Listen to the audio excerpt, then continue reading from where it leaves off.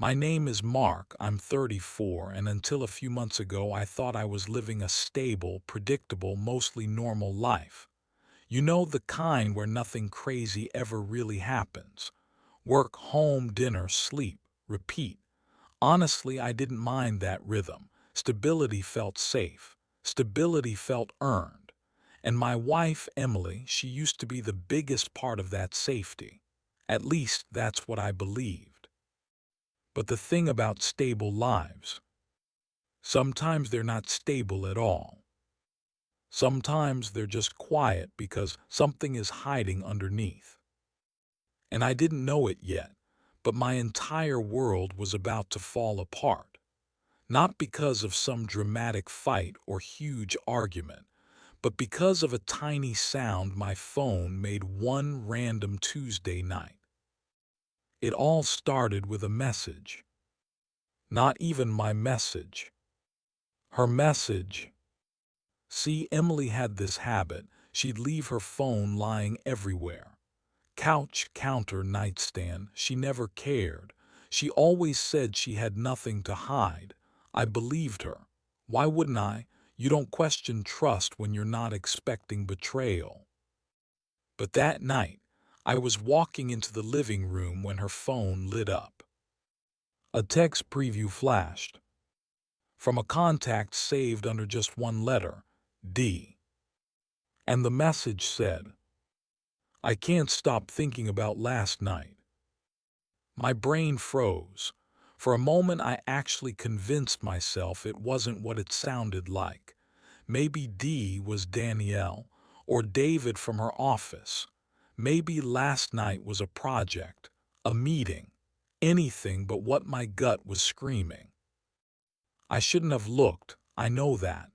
But trust me, if you saw your partner get a message like that, you'd look too.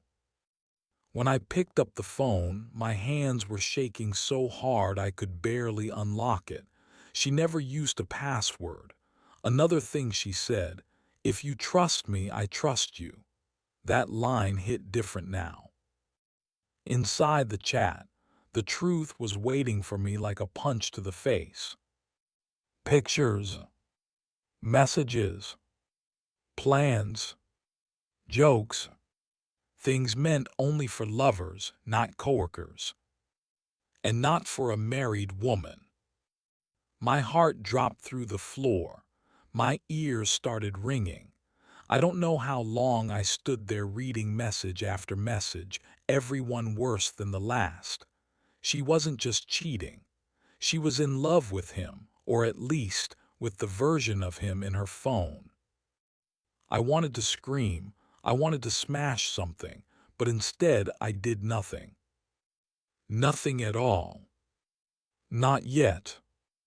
Because suddenly, another feeling hit me. A calm, cold, terrifying kind of clarity. I needed proof. I needed the truth. And I needed to hear it from her. So I put the phone back exactly where it was. And I pretended nothing happened. The next day she acted normal. Almost too normal.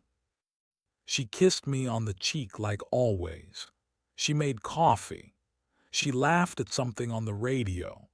But now I noticed it, the small flinches, the nervous tapping on her leg, the way she kept checking her phone like she was waiting for a message she couldn't miss. I wasn't going crazy.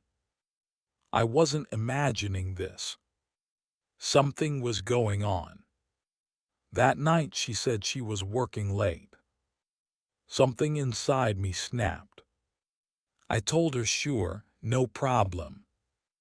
Then I grabbed my jacket, my car keys, and my small pocket camera, the one I used for home projects, the one she forgot even existed.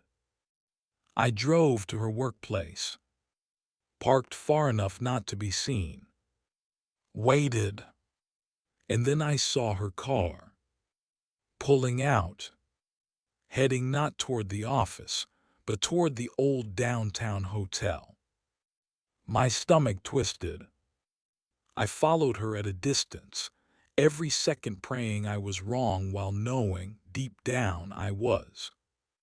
She parked, got out, looked around like she was afraid of being seen. And then he walked out of the hotel lobby. The man from the messages. They, tall, confident, smiling at her like she belonged to him. And then she walked into his arms. I filmed everything. I didn't want to, but I had to. Because when you've been lied to so flawlessly, so convincingly, so casually, you start needing proof just to believe your own reality. I waited until they went inside, sat in the car, hands shaking, heart pounding, mind racing. I don't know how long I stayed there. Maybe minutes, maybe an hour. Time didn't feel real anymore. When she finally came home that night, she kissed me again. The same exact kiss she always gave me. The one I used to think meant love. This time it meant nothing. The next morning, I played the footage on the TV. Big screen. Full volume. She walked into the living room and froze. Her face went white, completely white, like the blood drained out of her all at once. All she managed to say was, "Mark, please, it's not what it looks like." But it was exactly what it looked like. Exactly what she chose. Exactly what she hid. I told her the marriage was over. Not because she cheated, though that hurt more than anything, but because she lied every single day while looking me in the eyes. You can rebuild anything but trust. Once that's gone, everything else falls with it. She cried, she begged. She blamed stress, loneliness, misunderstanding, everything but herself.